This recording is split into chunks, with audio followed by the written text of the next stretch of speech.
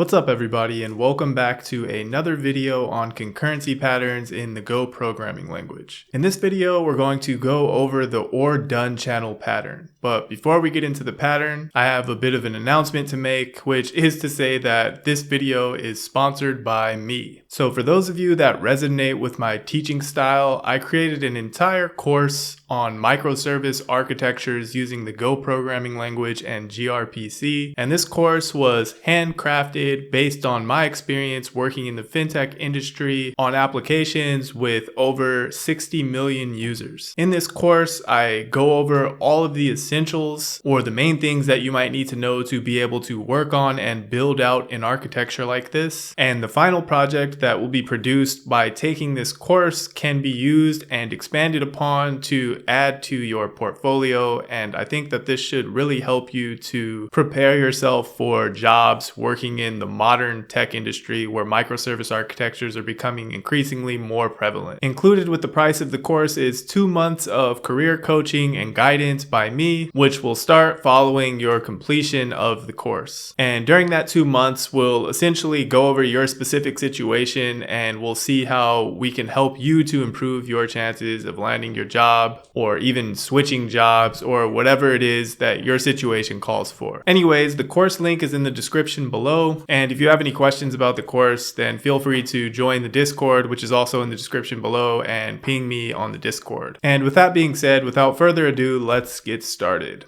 Alright, so let's go over some of the theory surrounding the done channel. And that's going to lead us into the theory surrounding the or done channel pattern. So let's just imagine we have our main function here, and then we create the done channel here, which is a channel. And then following that, we're going to spin up some Goroutines. So what's something like this going to look like? So we can have this line here represent main, right? So main is running and we're forking off 2 Goroutines. So here's one Goroutine running and we forked off another one. So we have another Goroutine running. Now what happens if main shuts down for some reason? Or specifically, what happens to these Goroutines? Well, in this case, we have the done channel here, right? So if main is terminated for any reason, we have a defer close the done channel. So this channel will get closed if main is terminated for any reason. And both of these Goroutines received that done channel. So we'll say this is the done channel here. Both of these guys are consuming this channel. So if main terminates, main initiates the closure of this channel, which will then notify both of these Goroutines that they need to terminate as well, right? So they would both terminate as well. So that's some of the theory behind the done channel. So what does it look like inside of these do something functions? So let's just assume these are 2 different functions. So we have do something 1 and do something 2. So do something is using the for select pattern. And if the case is done, we're going to return. And then there's some other stuff happening there as well. There's another case where we're actually like consuming from a channel or something, but let's just keep it simple here. So this code, this for select pattern here where we're checking to see if the done channel was essentially closed. That's where we're handling the logic that's going to enable these Goroutines to know that they need to close when main closes essentially. So what is or done going to do? Well, what or done is essentially going to do is it's just going to extract all of this logic that's checking if the done channel has closed or whatever, and it's going to extract it out into another function. And this other function's also going to take in the done channel. So all of this for select case done stuff, blah, blah, blah, will no longer be needed in here. And you'll see why when we actually write out the code. But essentially, it's going to enable us to just have all of the complex logic for this do something function neatly and cleanly inside of this function without needing to have all of this extra boilerplate stuff to handle the done channel. So that means that even for do something 2 before would have had to have all of that logic in there duplicated as well, right? But now with or done here, do something 2 is not going to need to have all of that logic. So it's only going to need to be comprised of the complex logic specific to its own responsibility essentially. Now that's just the theory behind it. Like there's more details about like why we're able to do this, like how we're extracting all this logic out into this or done function here, but that's going to be visible in the code, of course. So I'm just explaining to you the theory. So in a nutshell, the theory is this: before, we needed to have this for select messy logic inside of every Goroutine function essentially. But what this pattern is going to allow us to do is it's going to allow us to write these functions so that they only need to focus on their complex logic and they don't need to worry about the done channel stuff, because that's going to be encapsulated in this or done function here. Now, if it's a little bit confusing to you right now, don't worry. The code's going to clarify things. This is just to give you like a top level understanding of what we're doing. This diagram or this little theory explanation is going to help you to understand the code a lot easier. So now let's get into the code. So we'll go ahead and create a new Go file here. So we'll just go ahead and name it main, and my ID is making a mistake. The package should be main. So you'll recall in the previous videos of this series, you were introduced to the done channel. And if you haven't yet been introduced to the done channel, it means you're watching this series in the wrong order. So you should go back and watch the previous videos prior to watching this one. But if you're really pressed for time, I'll kind of explain what the done channel is doing here anyway. So maybe it should be fine. So let's just throw in a couple of imports here and set up our main function. So we're going to start by creating the done channel. So we'll do make, and the channel is going to be of type interface. And this is really just kind of a hacky way for us to be able to use any type in the channel. For example, we could actually just put a string onto this channel, and then we can also put an integer onto the channel. And if we were to just read these and assign them to variables, and then print them out. Sorry, this should be print line.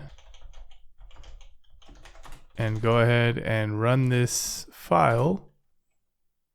We'd get a deadlock because all Goroutines are asleep. Oops, that's my bad. So let's go up here and make this a buffered channel by adding a capacity, and let's try that again. And as you can see, the channel was able to print out both a string and the integer. So that's basically what this interface type is going to do for the channel. So we're going to do that because it's going to make the code easier to write and easier for me to explain the concept without needing to worry about the strict type safety. So we're going to go ahead and do that. So anyways, back to the or done channel. So we'll have our done channel here, and we'll just defer the closure of the done channel. So if main closes for any reason, then this done channel will be closed, which will in turn allow us to gracefully shut down our Goroutines essentially. And you'll see what I mean by that in a second. So first of all, we're going to create two channels. So we're going to create a channel called cows, and it's going to be a buffered channel. And we're going to make one called pigs. And remember, right now, this is just a refresher on the done channel. We're not getting into the or done channel yet, so just bear with me for a bit. So we're going to spin up some producers here. So we'll just do some anonymous Goroutines, and these are just going to produce values for those channels. So we'll do an infinite loop. So we'll just infinitely put a value onto cows, and we'll just say moo. And we'll do the same thing with the pigs one, except pigs say oink. So these are Goroutines that are invoked here. So they're gonna be shot off, and they're just gonna infinitely produce values for these channels. So these channels here, these two Goroutines are just gonna produce values for those two channels. And then we're going to create two consumers of those channels. So this is why we needed the sync package. So we'll do wait group is sync.waitGroup. Yeah, so it imported sync here. And then we're going to do wait group.add1. And we're going to do go consume cows. And for consume cows, we're going to take the done channel in and the cows channel. And we're going to add another to the wait group. And this one's going to be consume pigs. And we have to create these functions, so bear with me. So we'll go down here and we'll do func consume pigs, takes in the done channel, which is a read-only channel of interface. Remember, the done channel is a channel that contains the type interface, remember? And it's going to take in the pigs channel as well, which is also a read-only channel of interface. And let's minimize that. And what we're going to do is we're going to defer wait group.done. And I discussed wait group in one of the previous videos as well. So if you don't know what that is, then you're going to have to go watch that as well. And then we're just going to do for, or a better way to say it is we're actually going to use the for select pattern, which was also discussed in a previous video in this series. And I'm not going to keep repeating it to you. If there's anything that I'm not explaining in this video, it's because it was already explained in a previous video in this series. So we'll do select, and if case receives from the done channel, then we're going to return. But if case pig okay equals receive from the pigs channel, we're going to do if not okay, format print line channel closed, return. So this part might be a bit new here. So what this okay is doing here is basically if this pigs channel is closed, then okay is not going to be true. So in that case, we're going to return, because if the channel is closed, we can't consume from it, right? But if okay is true, then that's when we're going to do some complex logic. So we're not going to write out the logic or anything here. This is the example that I'm trying to give you. So we're just going to print pig. That's our complex logic. We're just going to print pig. And that's the consume pigs function. And we're going to do the exact same thing for consume cows, except this is going to be called cows, and we're going to have cows there as well. And this is going to be cow.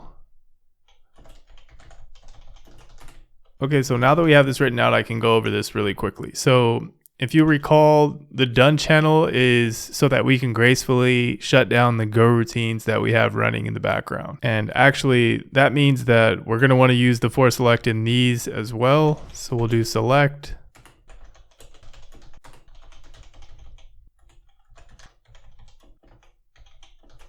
And we're just going to move this send onto the cows channel in another case here. And all this here is going to do is if we receive from the done channel, then it's going to return out of this Goroutine. But if we don't receive from the done channel, we're just going to put moo onto the cows channel. So let's do the same thing here.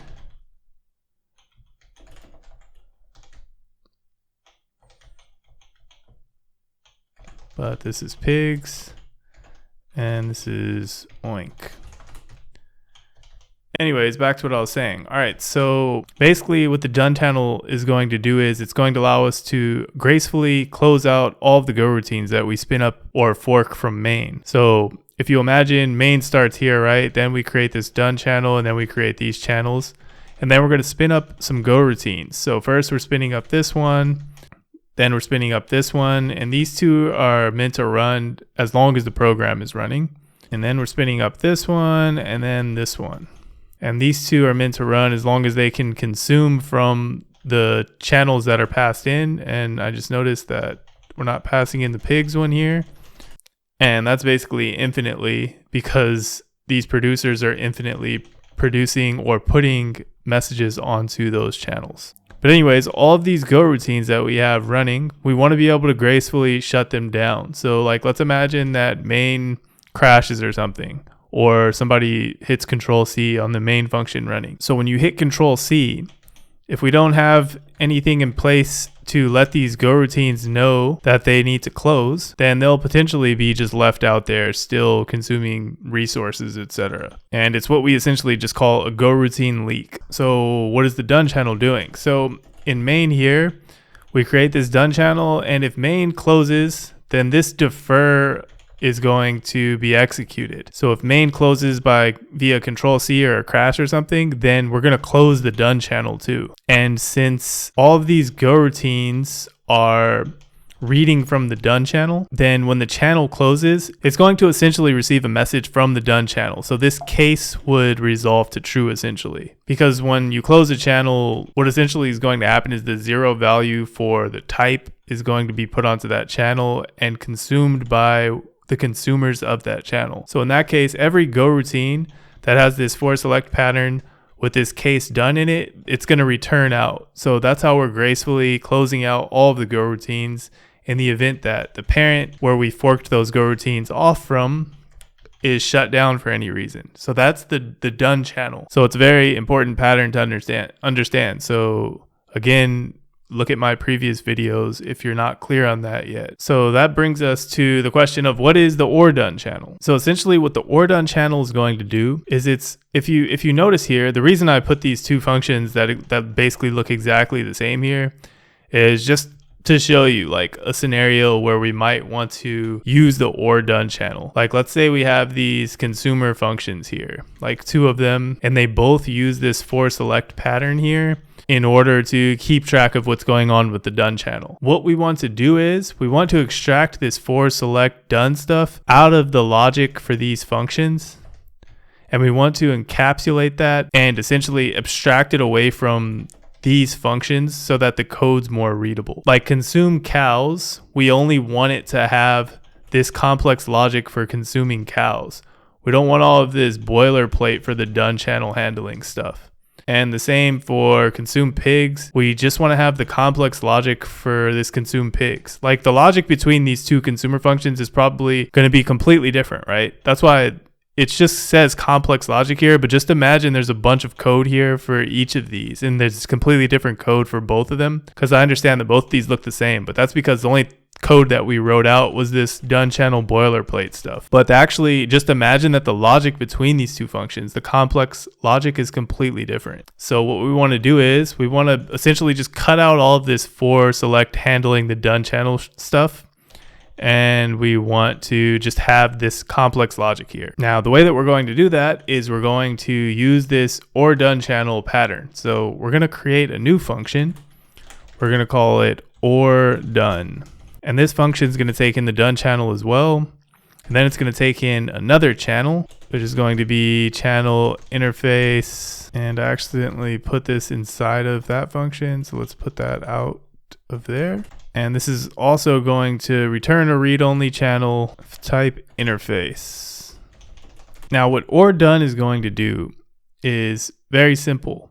It's going to take in a channel, and the channel that it's going to take in is going to be the channels up here, pigs and cows. It's going to take in those channels, and it's essentially just going to act as like a middleman. We're going to have the logic for handling all of the for select stuff in case the done channel is closed or whatever.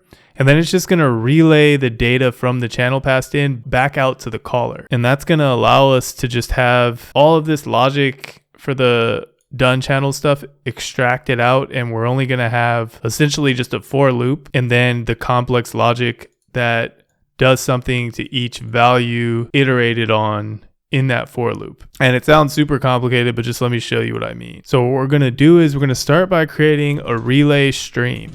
And it's just going to be channel interface. And then we're going to do a Goroutine. We're going to spin up a Goroutine and we're going to defer the closure of the relay stream. And that's because if this Goroutine is no longer up, then of course we're not going to be using the relay stream anymore. So we want to make sure we handle that gracefully. And then within here, we're going to do the for select pattern. And we're going to handle the case where something's received on the done channel. In that case, we're just going to return.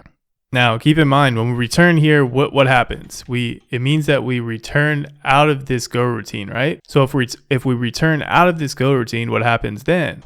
Well, that means the relay stream gets closed because we're deferring the closure of the relay stream. And the relay stream is actually what we're going to return to the caller. So if the relay stream gets closed, then the caller that's iterating on this returned stream or reading from this returned stream is no longer going to be able to read from it because it'll be closed. So just keep that in mind. This is what's happening when we're returning from the done channel. And you'll see more once you see the code for the caller of or done. So anyways, we'll have the case for done, and then we'll have the case for when we receive a value from the channel that's passed in the function param up here. So again, we need to do if okay or if not okay. will return, because that means that the channel here that got passed in up here got closed. So in that case, we can't read anymore from that channel, right? So of course we would return in that case as well. But if okay, then that means that we have a value from the channel that's passed into this or done function. So what we're going to do with that value is we're going to relay that by putting it on the relay stream. So we're going to do another select in here. And this is the tricky part, so just bear with me for a second. So in this select, we're going to do case relay stream. And we're going to put the value that we got from the channel here onto the relay stream, which is being read from the caller of or done. And then we're going to do one more case here, and it's going to be done. If we receive from the done channel, we want to return. And the reason we need to put this nested done here is because if we don't have this, and we put a value onto relay stream, for example, and the caller of or done just never reads that value for whatever reason, this Goroutine is just going to be blocked here, and it'll just be blocked indefinitely, essentially. So if we put this here, if we put a value onto this relay stream and the caller never reads that value, if we end up receiving a message on the done channel, then instead this case will be the one that's executed and will return out of this Goroutine here.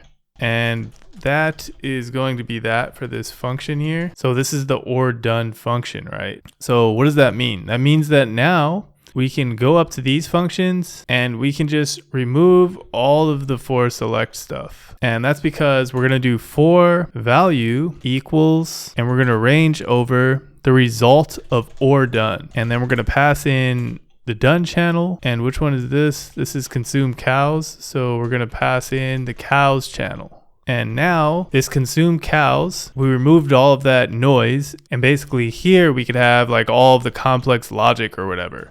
And of course, we'll just change this to cow up here.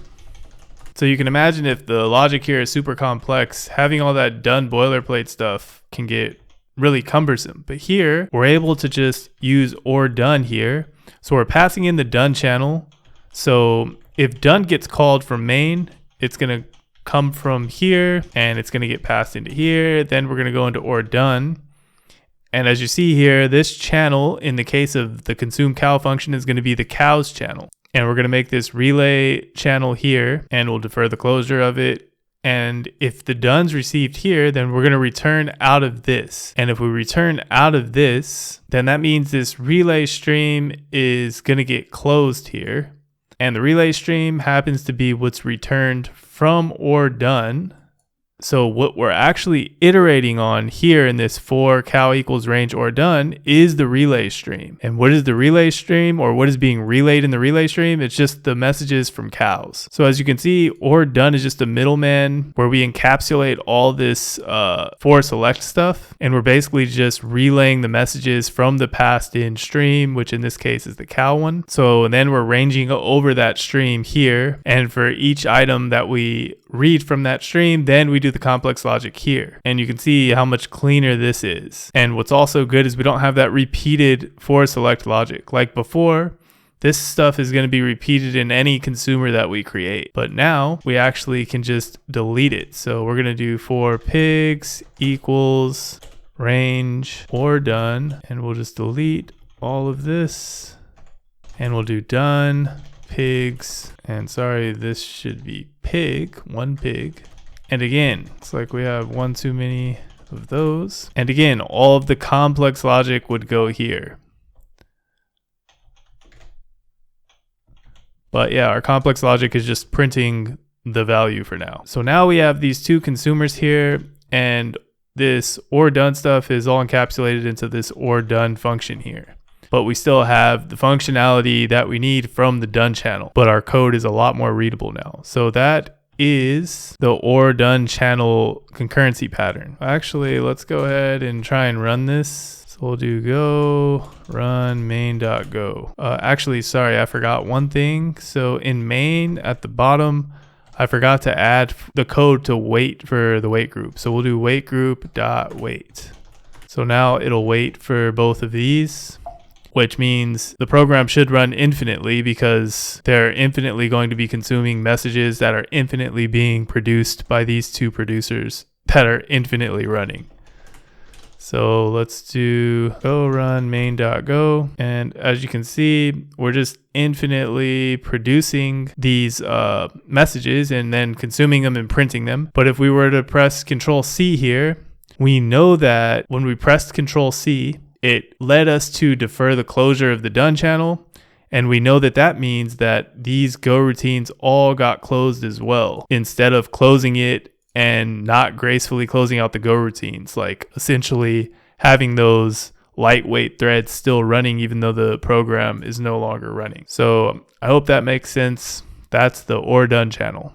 All right, so now that we have the code written out, I just want to do a final overview here. Just to further solidify the understanding, I just wanted to do a final overview with the diagram here. So we can just look at it like this. So we have our main function, and in the main function, we have all of the channels, right? We have the done channel, we have the pigs channel, and we have the cows channel. And we'll go ahead and add in the or done channel, or the or done function here. So this is this. So as you can see, or done has all of this logic here to handle if the done channel is closed. So what essentially goes into this or done function, so let's add some color coding here. So the done channel is going to be purple here. So from main, the done channel goes into here, and we'll just do pigs as blue. From main, pigs goes into or done, and we'll just leave cow as green. So cows goes into or done. So then we have our Goroutines here, and this one we'll say is the cows consumer, and this one we'll say is the pigs consumer. Now before, all of this logic for handling the done channel needed to be in each of these, right? But now we don't need to worry about that inside of these here, because that logic essentially is going to get filtered out by or done. So what ends up coming out of or done into these two are just their respective channels. So remember, pigs was blue and cows was green. So or done here